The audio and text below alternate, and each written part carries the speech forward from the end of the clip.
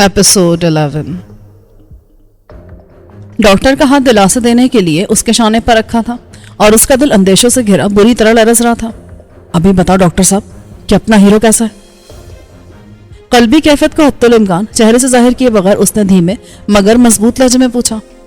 Doctor उसके सवाल का जवाब देने के बजाय पल भर के लिए किसी सोच में गुम हुआ, फिर बोला, आप मेरे साथ मेरे रूम में आ जाएं, मैं आपसे कुछ बातें करना चाहता हूँ।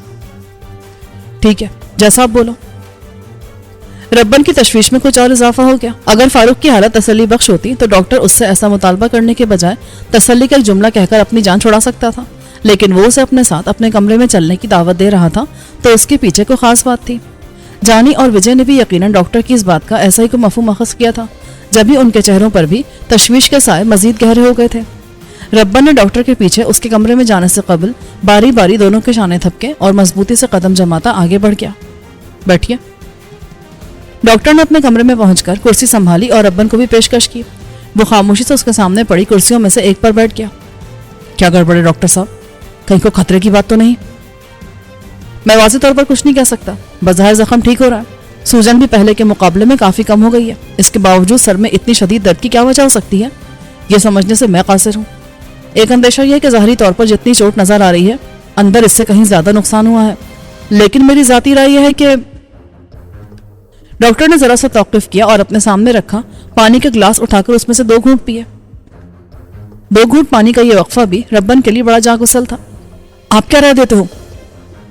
डॉक्टर उसकी बेताबी पर जरा सा मुस्कुरा दिया और पूछने लगा, क्या रिश्ता है आपका पेशेंट से? लगता है आप उससे बहुत मोहब्बत करते हैं। भाई, बेटा, दोस्त, सब कुछ है वो अपन का। पर अभी आप अपन को वो बात बोलो जिसके लिए इधर बुलाया था। हाँ, तो मैं ये कह रहा था कि मुझे ऐसा लगता है कि चोट के अलावा भी मिस्टर फारूक की तकलीफ के पीछे कोई कारण है। वो मुझे बहुत ज़्यादा जहनी दबाव में दिखाई देते हैं। उन्हें खासी जख्मी हालत में यहाँ लाया गया है, लेकिन जब से वो यहाँ आए हैं उनका एक ही इसरार है कि वो बिल्कुल ठीक है, इसलिए उन्हें यहाँ से जाने की इजाज़त दे दी जाए। क्या आप इस जिद का बैकग्राउंड जानते हैं? क्योंकि मुझे यही फील होता है कि अस्पताल में एडमिट रहना किसी भी कारण उनके आसाब के लिए बोझ बन रहा है और वो कहीं जाने के लिए सख्त बेचैन है। ऐसा कितनी को जाना उसे? रब्बन बड़बड़ाया। इतना तो उसे भी मालूम था कि फारूक समेत अड्डे के किसी भी आदमी के लिए अस्पताल जैसे किसी जगह पर रहना जरा मुश्किल काम था, क्योंकि उनकी आज़ाद तबीयत अस्पताल के नज़्म ज़ब्त वाले माहौल से मेल नहीं खाती थी। पिछले दिनों जब मज्जू के आदमियों से मुकाबले में कम्मो शदीद जख्मी हो गया था तो डॉक्टर के इसरार के बावजूद उसने भी अस्पताल में दाखिल होना कबूल नहीं किया था और उसका सारा इलाज मुआवजा अड्डे पर रहकर ही होता रहा था। लेकिन फारूक का केस जरा मुख्तलिफ था। सर जैसी हसास जगह पर लगने वाली चोट की वजह से रब्बन ने खुद भी यही मुनासिब जाना था कि उसे अस्पताल में दाखिल रखकर डॉक्टर्स की पूरी तसल्ली हासिल कर ली जाए। दूसरे जूलियट के घर के हालात की वजह से भी वो फारूक को अड्डे से दूर रखना ही चाहता था, लेकिन मालूम नहीं क्यों वो खुद वहां से निकलने के लिए इस कदर बेचैन था। यानी कि आप भी नहीं जानते कि वो कौन सी बात है जो आपके मरीज के लिए ज़हनी दबाव का सबब बन रही है? अपन कोशिश करता उससे मालूम करने की। डॉक्टर, आप अपना बोलो कि आपके हिसाब से उसकी हालत कैसी है? मैंने तुम्हें बताया है ना कि बज़ाहिर प्रोग्रेस बहुत अच्छी है, लेकिन कोई भी फाइनल बात तो डॉक्टर फोर्ड ही बता सकते हैं। आज शाम वो राउंड पर आएंगे तो रिपोर्ट्स देखने के बाद ही कोई राय देंगे। लेकिन मैं एक बार फिर यही कहूंगा कि इस लड़के की परेशानी और जहनी दबाव का कारण मालूम करना बहुत जरूरी है। सर की चोट के साथ इतना जहनी दबाव खतरनाक भी हो सकता है। अपन देखते हैं इस मसले को। रब्बन अपनी जगह से खड़ा हो गया। थोड़ा एहतियात से, अभी तो उसे पेन किलर दे दिया है जिसके असर से वो 2-2.5 घंटे तक सोता रहेगा। सोकर उठने के बाद भी उससे बहुत सोच समझ के और संभल कर बात करना, कहीं बहुत ज्यादा इसरार भी उसके आसाब के लिए बोझ न बन जाए। वो सर को तफहीमी अंदाज में जुम्बिश देता बाहर निकल गया। विजय और जानी उसके मुंतजर थे। क्या बोला डॉक्टर ने दादा? बोलता सब ठीक है, पर असल बात शाम को गोरा डॉक्टर चेकअप करने के बाद ही बोलेगा। उसने उन्हें मुख्तसर जवाब दिया, फिर मौज़ूए गुफ्तगू तब्दील करते हुए बोला, तू उधर शीदू की जगह ले ले जानी, इधर अपन मौजूद है। विजय और शीदू दोनों अड्डे पर वापस जाएंगे और उधर से दूसरे आदमियों को भेज देंगे। रात से दोनों इधर ही हैं, थक गए होंगे। अपन ठीक है दादा, कोई थकन वकन नहीं हुआ अपन को। विजय के अंदाज से साफ जाहिर था कि वो वापस नहीं जाना चाहता। अभी अपन ने जैसा बोला वैसा करने को मांगता। रब्बन ने सख्त लहजा अख्तियार करके उसे जैसे मजीद इसरार से रोक दिया। बादल नाखास्ता उसे वहां से रवाना होना पड़ा। अब रब्बन ने कमरे का रुख किया और दरवाजे को धकेलकर बेआवाज खोला। अंदर वही रात वाली नर्स मौजूद थी। वो लपक कर उसकी तरफ आई और होंठों पर उंगली रखकर खामोशी से बाहर चलने का इशारा किया। पेशेंट सोया हुआ है और उसे सुकून की बहुत जरूरत है, इसलिए हमने यहाँ अटेंडेंस को अलाउ नहीं किया है। रात के मुकाबले में उसने खासे नर्म लहजे में सूरत हाल से आगाह किया। अपन को आवाज नहीं निकालेगा, बस उसे एक नजर देखने को मांगता है। रब्बन ने आजी से दरखास्त की तो वो जरा नर्म पड़ गई। ओके, لیکن صرف 2 منٹ کے لیے۔ ربن نے اس کو دھنیواد کہا اور دبے قدموں کمرے میں داخل ہوا۔ سفید براق بستر پر فاروق دواؤں کے زیر اثر گہری نیند سویا ہوا تھا، لیکن حالت نیند میں بھی اس کے چہرے پر اضطرابی کیفیت چھائی ہوئی تھی۔ نہ جانے وہ کون سی بات تھی جس نے اسے اس قدر بے چین کر رکھا تھا۔ ربن خود کو میری مہلت کا فائدہ اٹھاتے ہوئے نظروں سے اس کے ایک ایک نقش کو ٹٹولتا رہا۔ نرس نے آ کر احساس دلایا تو چونک کر باہر نکل آیا۔ اسے اندازہ تھا کہ 2 منٹ کی اجازت تقریباً 10 منٹ پر محیط ہو گئی تھی۔ آپ چنتا مت کریں، آپ کا پیشنٹ ٹھیک ہو جائے گا۔ ڈاکٹر فورڈ دماغ کے بہت ماہر ڈاکٹر ہیں، ان کے علاج سے بہت سیریس مریض بھی صحتیاب ہوتے دیکھے میں نے۔ مسٹر فاروق تو پھر بہت اچھی حالت میں ہے۔ اس پل اس کے چہرے پر موجود سختی کا نقاب اتر گیا تھا اور وہ بڑے نرم تاثرات کے ساتھ ربن کو حوصلہ دے رہی تھی۔ ٹھیک تو اس کو ہونا ہی پڑے گا، یہ کو اکیلا تھوڑی سنسار میں کتنے دلوں کے تار ہیں جو اس کی سانسوں کے ساتھ بندھے ہوئے، اور ان میں سے ہر ایک اپنی ایک ایک دھڑکن کے ساتھ اس کے لیے پرارتھنا کر رہا ہے۔ اپن کو ڈاکٹر فورڈ کی مہارت سے زیادہ ان پرارتھناؤں پر بھروسہ ہے، ربن نے کہا اور باہر نکل گیا۔ اب وہ ڈاکٹر پرکاش سے ہونے والی گفتگو پر غور کر رہا تھا۔ ڈاکٹر نے کہا تھا کہ فاروق بے پناہ ذہنی دباؤ کا شکار نظر آتا ہے اور وہ تنہا بیٹھا اس ذہنی دباؤ کی وجہ ڈھونڈنے کی کوشش کر رہا تھا۔ جولیٹ اور اس کے خاندان کے ساتھ جو کچھ پیش آیا تھا فاروق کی عدم موجودگی میں پیش آیا تھا، اس لیے اس بات کا تو سوال ہی پیدا نہیں ہوتا تھا کہ یہ واقعات اس کے ذہنی دباؤ کا سبب بنے ہوں۔ لڑائی بھڑائی اور پولیس سے آنکھ مچولی بھی ان کے معمولات میں شامل تھی، اور معمول سے ہٹ کر صرف اتنا ہوا تھا کہ فاروق نے زندگی میں پہلی مرتبہ کسی بالا خانے پر قدم رکھا تھا۔ چاندبانوں سے ہونے والی ملاقات سے یہ بھی واضح ہو گیا تھا کہ اس کے اس اقدام کے پیچھے اس کی ذاتی خواہش سے زیادہ چاندبانوں کے اصرار کا دخل تھا، لیکن شاید اتنی بات بھی فاروق کے اعصاب کے لیے بوجھ بن گئی تھی۔ وہ جو ہمیشہ اس گندگی سے دور رہا تھا، یہ سوچ کر دل میں شرمندہ ہوگا کہ اس کو چھڑانے کے لیے تھانے تک پہنچ جانے والا ربن یقیناً اس کے چوری چھپے زمرود بھائی کے کوٹھے پر جانے سے واقف ہو چکا ہوگا اور جانے اس کے بارے میں کیا کچھ سوچ رہا ہوگا۔ ربن جو اس نقطے پر سوچتا گیا، اسے یقین ہوتا چلا گیا کہ فاروق کے ذہنی دباؤ کے پیچھے یہی کارن ہوگا۔ کسی شیش محل کی طرح سنبھال کر رکھے گئے کردار پر شک کے بادل منڈلاتے دیکھ کر وہ اپنی بے حد حساس طبیعت کی وجہ سے بے پناہ بوجھل ہو گیا ہوگا، اور یہ بوجھ اب اس کی صحت پر اثر ڈال رہا تھا۔ پگلا کہیں کا۔ ربن محبت سے بڑبڑایا اور فیصلہ کیا کہ فاروق سے گفتگو ہونے پر اسے اس حوالے سے مطمئن کرنے کی کوشش کرے گا۔ ساتھ ہی اس نے یہ فیصلہ بھی کر لیا تھا کہ فاروق کے اسپتال میں قیام کا دورانیہ بڑھانا ضروری ہے، کیونکہ اسے جولیٹ کے حالات سے بے خبر رکھنے کی یہی واحد تدبیر تھی۔ سوچ بچار کے اس مرحلے سے گزر کر وہ ایک بار پھر فاروق کے کمرے کا چکر لگا آیا۔ وہ ہنوز حالت نیند میں تھا۔ وہاں سے پلٹا تو رامو اسپتال پہنچ چکا تھا، اس کے ساتھ ایک بندہ اور بھی تھا۔ کیسے اپنا شہزادہ؟ وجے نے اپن کو بولا کہ اس کا طبیعت خراب ہو گیا تو اپن سے اڈے پر رکا نہ جا سکا۔ ٹھیک ہی ہے، بس دعا کرتا رہے اس کے لیے، ربن نے کہا اور پھر چونک کر پوچھنے لگا، کہیں اس حرام خور وجے نے سارے اڈے پر تو خبر نہیں پھونک دی؟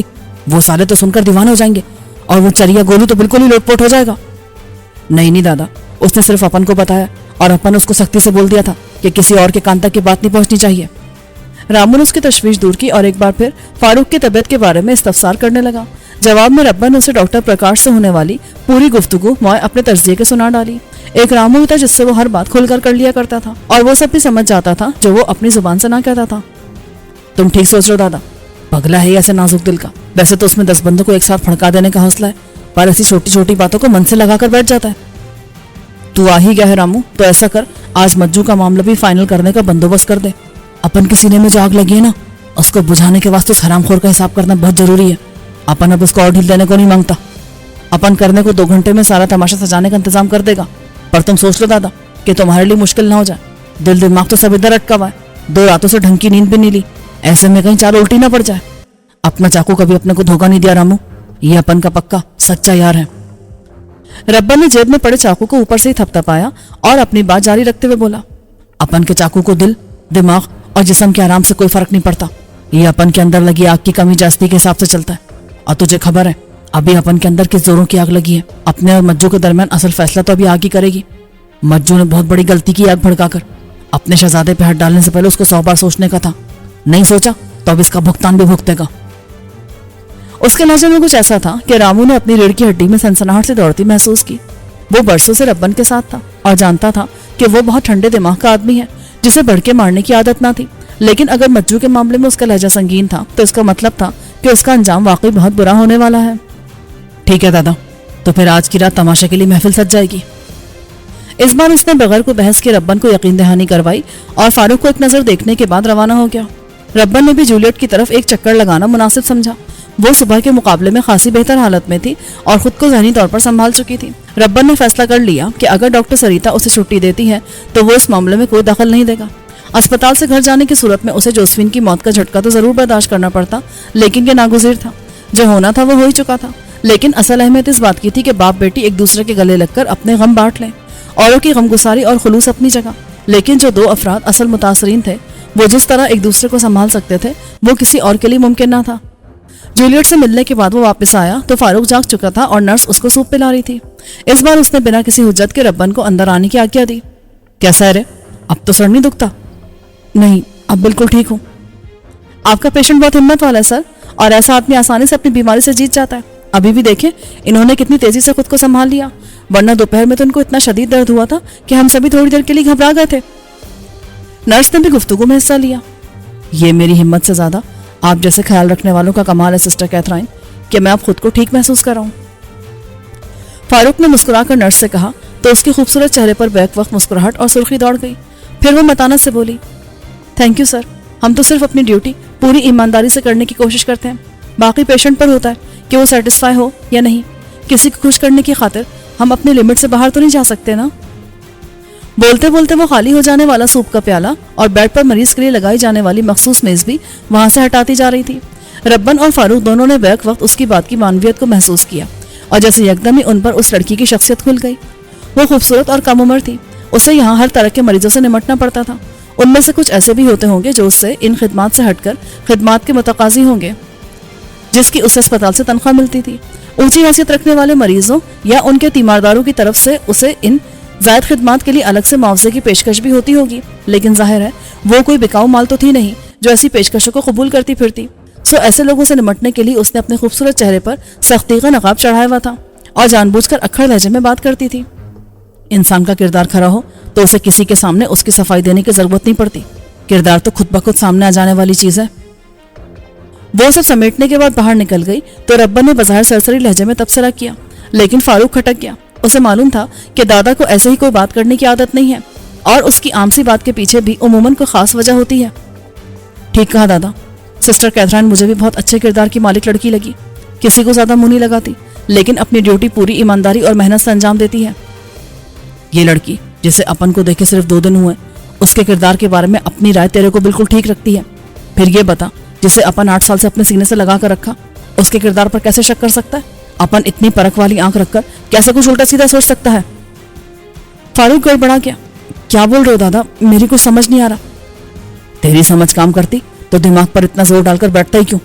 سچ بتا، تیرے کو چنتا نہیں ہے کیا کہ اپن تیرے چاندبانوں سے ملاقات کے لیے زمرد بائی کے کوٹھے پر جانے کا سن کر تیرے جانے کے بارے میں کیا سوچتا ہوگا؟ فاروق نے سر جھکا لیا۔ اب ایسے کیوں منڈی ڈال کر بیٹھ گیا؟ بتا، کیا تجھے لگتا ہے کہ تیرا دادا تیرے پر شک کر سکتا ہے؟ معاف کر دو دادا، میں نے واقعی غلط سوچا، لیکن اس غلطی کے پیچھے تمہاری پرکھ پر شک سے زیادہ اپنے ہی اندر پلتے اوہام اور سوالات کا ہاتھ ہے۔ میں نے سوچا کہ جب تمہیں میرے چوری سے زمرد بائی کے بالا خانے پر جانے کی خبر ہوئی ہوگی تو تم نے سوچا ہوگا کہ یہ فاروق کیسا بودھ آدمی ہے، ایک طرف تو کسی کے عشق کا دم بھرتا ہے اور دوسری طرف شہر کی حسین ترین طوائف کے پیچھے دوڑا گیا ہے۔ میں تمہیں بتا کر تمہاری اجازت سے گیا ہوتا نا تو ایسی شرمندگی میرے حصے میں نہ آتی۔ بغیر بتائے جا کر میں نے ایک طرف خود اپنی ذات کو مشکوک بنایا تو دوسری طرف تمہارے بھروسے کی بھی انسلٹ کی۔ اپنی اس غلطی پر میں جتنا بھی نادم ہوں اتنا ہی کم ہے۔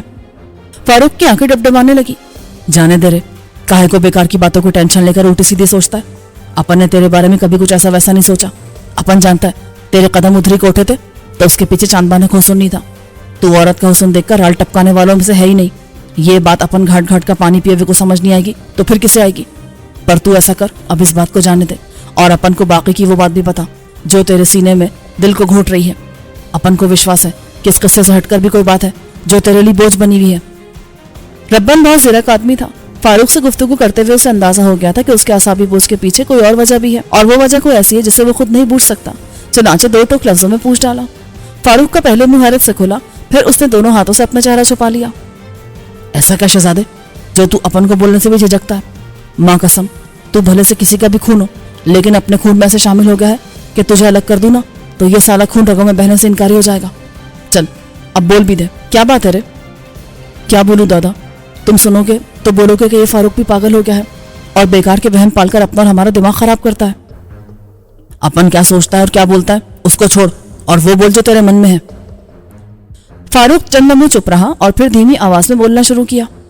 जब मैं वहां थाने में घायल हालत में उल्टा लटका हुआ था ना, तो मैंने एक बहुत अजीब ख्वाब देखा। वो आहिस्ता आहिस्ता रब्बन को अपने ख्वाब की तफसीलात से आगाह करने लगा कि कैसे उसने जूलियट को एक बेहद मखदूश रास्ते पर बुरे हालों में चलते और फिर गायब होते पाया। उसका ख्वाब सुन लेने के बाद फौरी तौर पर रब्बन कुछ न बोल सका। मुझे मालूम है दादा, ख्वाब तो ऐसे ही होता है। ख्वाब में आदमी कुछ भी देख सकता है, लेकिन मैं फिर भी खुद को उस ख्वाब के असर से निकाल नहीं पा रहा। कोई है जो मेरे दिल को मुट्ठियों में भरकर भींचे जा रहा है और मुझे किसी पल सुकून नहीं मिलता। ऐसा शायद इसलिए भी है कि मैंने पिछले दिनों जूलियट के चेहरे पर परेशानी के रंग देखे थे। साफ लगता था कि कोई मसला है जिसमें उलझी हुई है। कोशिश के बावजूद मैं उसकी परेशानी की वजह नहीं जान सका और शायद इसीलिए मेरे मन में बुरे बुरे वहम आ रहे हैं। रब्बन खामोश रहा। क्या सोचने लगे दादा? देख शहजादे, बात यह है कि तेरी बेचैनी कुछ ऐसी गलत भी नहीं है। उस तरफ सचमुच थोड़ी गड़बड़ी है। क्यों, क्या हुआ? उसकी माँ दिल के दौरे में मर गई है रे। रब्बन ने उसे आधी हकीकत से बाखबर किया। उसे मालूम था कि हक़ाइक़ फारूक से छुपे नहीं रह सकते, इसलिए बेहतर यही समझा कि एकदम सब कुछ उसके सामने लाने से पहले थोड़ा थोड़ा करके उसे खुद बताना शुरू कर दे। वो कैसे मर गई? वो तो अच्छी भली सेहतमंद औरत थी, उम्र भी कोई इतनी ज्यादा नहीं थी। मौत का क्या है रे, ये जब किसी को अपने साथ ले जाने के वास्ते झपटती है ना, तो अच्छी सेहत और कम उम्री को भी खातिर में नहीं लाती। और मर्जी ना हो तो बरसों से बिस्तर पर हड्डियों का पिंजर बने बुढ़े के पुकार पुकार कर बुलाने पर भी कन्नी कतरा के निकल जाती है। उसी वक्त कैथराइन दरवाजा खोलकर अंदर दाखिल हुई। उसके साथ एक व्हीलचेयर भी थी, जिसे धकेलकर अंदर लाते हुए उसने बिल्कुल बिस्तर के करीब खड़ा कर दिया और मुस्कुराते हुए बोली, चलिए मिस्टर फारूक, डॉक्टर फोर्ड मुआयने के लिए कमरे में आपके मुंतज़िर है। इस व्हीलचेयर की क्या जरूरत है सिस्टर? मैं अपने पैरों पर चलकर जा सकता हूँ। आपकी हिम्मत के बारे में हम सब जानते हैं, लेकिन अस्पताल के अपने भी कुछ उसूल और एहतियातें हैं जिनको फॉलो करना जरूरी है। फर्ज करें यहाँ से मुआयने के कमरे तक जाते हुए आपको अचानक चक्कर आ जाते हैं और आप गिर जाते हैं, तो इस हादसे की जिम्मेदारी भला किसके सर होगी? जाहिर है कोई आपको तो कुछ नहीं कहेगा और मुसीबत मेरे सर आएगी कि बेशक पेशेंट का अपने कदमों पर चलने का इसरार था, लेकिन मैंने कवायद की पाबंदी क्यों नहीं की। इसलिए आप अपनी नहीं तो मेरी बचत की खातिर इस व्हीलचेयर पर बैठ जाएं। मैं बहुत थैंकफुल होंगी। ये ठीक बोलती है रे, चल जाकर बैठ जा कुर्सी पर और बेचारी को मुश्किल में ना डाल। फारूक खामोशी से व्हीलचेयर पर बैठ गया। कैथराइन ने पुश्त की जानिब खड़े होकर उसे धकेला। कितना टाइम लगेगा सिस्टर? रब्बा ने बेचैनी से पूछा। ये तो डॉक्टर की मर्जी पर होगा, मुझे ठीक से नहीं मालूम। मैं इन्हें मुआयने के कमरे में पहुंचाकर ऑफ कर जाऊंगी। पूरे 24 घंटे से ड्यूटी पर हूँ, इसलिए दूसरी नर्स जो मेरी जगह चार्ज लेगी उसे ही आगे की तफसीलात का इल्म होगा। वो दूसरा नर्स भी तुम्हारी तरह ख्याल रखने वाला है कि नहीं? रब्बन को फौरन फिक्र लाहक हुई। डोंट वरी, सिस्टर मुझसे ज्यादा केयरिंग और तजुर्बेकार है। वो बहुत अच्छी तरह मिस्टर फारूक को लुक आफ्टर करेंगे। कैथराइन मुस्कुराकर व्हीलचेयर धकेलती आगे बढ़ गई। 24 घंटे की मुसलसल ड्यूटी ने बेशक उसे थका दिया था, लेकिन उसकी पेशावराना मुस्तैदी में किसी किस्म की कमी नहीं आई थी। फारूक और कैथराइन के पीछे रब्बन भी कमरे से निकल गया और बरामदे में इधर से उधर टहलते हुए इंतजार के साथ साथ हालात के मुताल्लिक भी सोच विचार करता रहा। रामू के साथ अस्पताल आने वाले आदमी को उसने जानी के पास भेज दिया था। जूलियट की छुट्टी होने पर वो जानी के साथ उस अस्पताल से घर मुंतकिल करने का बंदोबस्त करता और फिर यहीं अस्पताल में रुक जाता। आज रात रब्बन को रामू के साथ एक अहम मुहिम दरपेश थी। चनाचा चंद घंटों के लिए अस्पताल से गैर हाजिरी लाजिम हो गई थी। अपनी गैर हाजिरी के इस वक्फे में वो किसी और को फारूक के पास छोड़ने पर मजबूर था कि उसे दिली जज्बात से हटकर दादा की जिम्मेदारियां भी पूरी करना थी। मुख्तलिफ नौ ख्यालात में डूबे इधर से उधर टहल लगाते उसे आधा घंटा ही गुजरा था कि डॉक्टर की तरफ से बुलावा आ गया। उसने धड़कते दिल के साथ डॉक्टर के कमरे का रुख किया। आज डॉक्टर प्रकाश के साथ कमरे में एक अंग्रेज डॉक्टर भी मौजूद था। उसकी शख्सियत का रोबदाब देखकर उसे अंदाजा हो गया कि यही डॉक्टर फोर्ड है, जिसकी महारत और काबिलियत के गुण हर एक गाता है।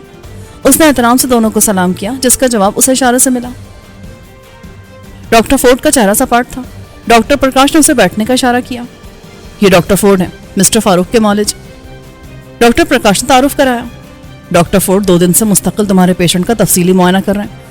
जरूरी टेस्ट की रिपोर्ट्स भी आ चुकी हैं, जिनकी मदद से मालूम हुआ है कि पेशेंट के सर के पिछले हिस्से पर लगाई जाने वाली जरब बेशक खासी मोहलिक थी, लेकिन उस पर ऊपर वाले का करम हुआ और खासी बचत हो गई।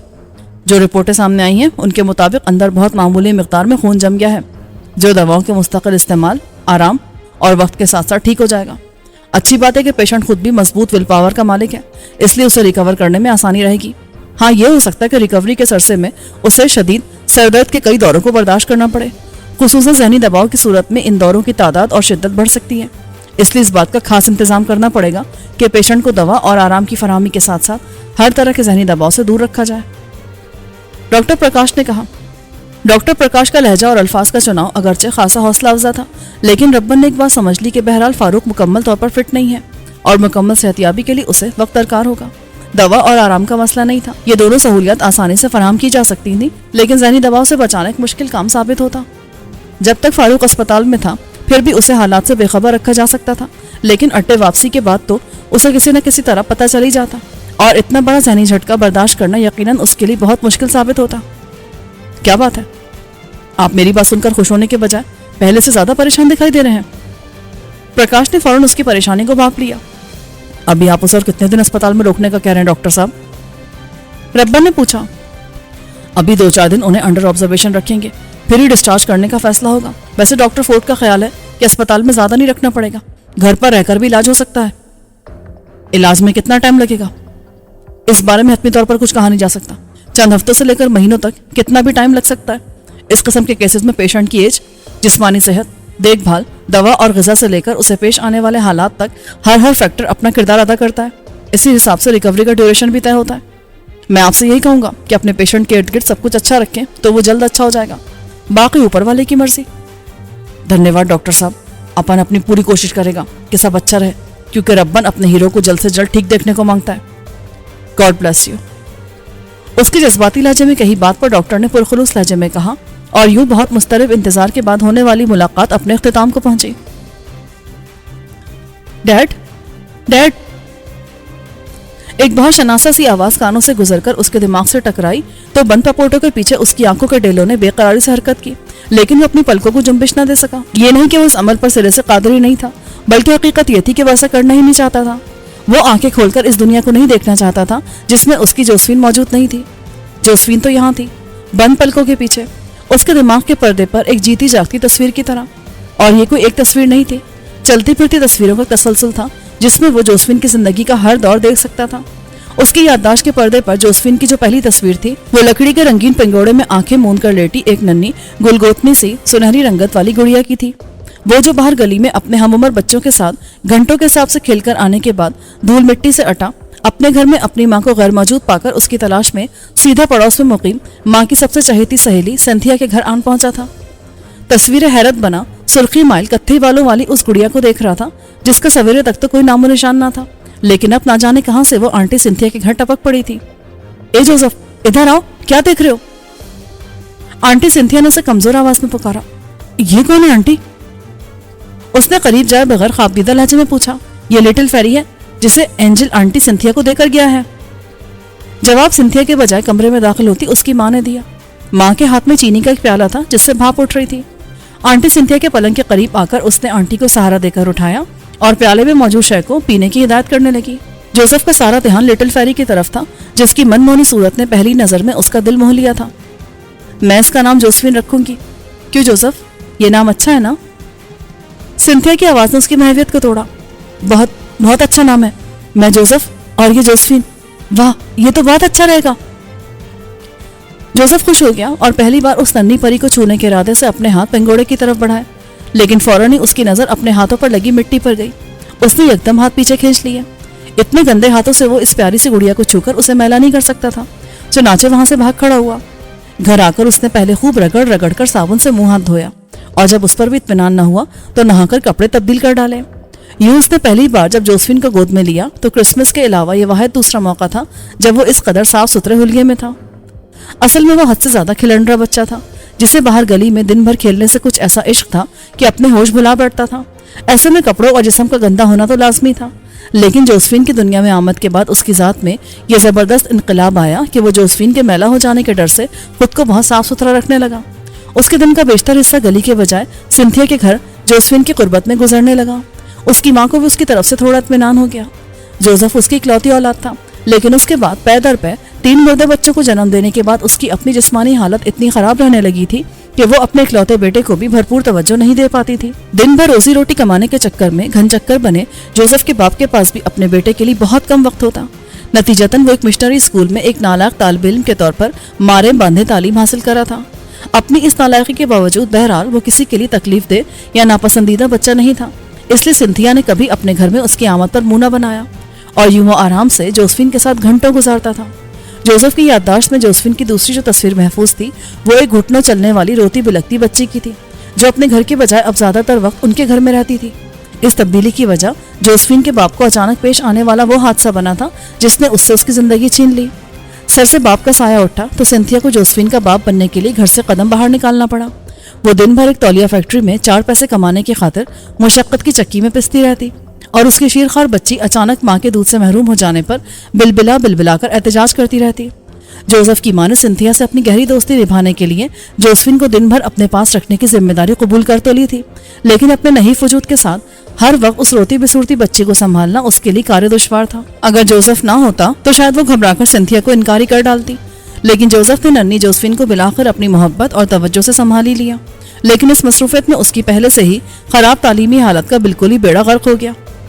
जोसेफ की याददाश्त में जोसेफिन का तीसरा अक्स एक स्कूल जाती बच्ची का था। अपने सुर्खी माल कत्थई बालों को 2 छोटी छोटी पोनियों की सूरत में हिलाती वो स्कूल के लिए रवाना होती तो जोसेफ को बहुत प्यारी लगती।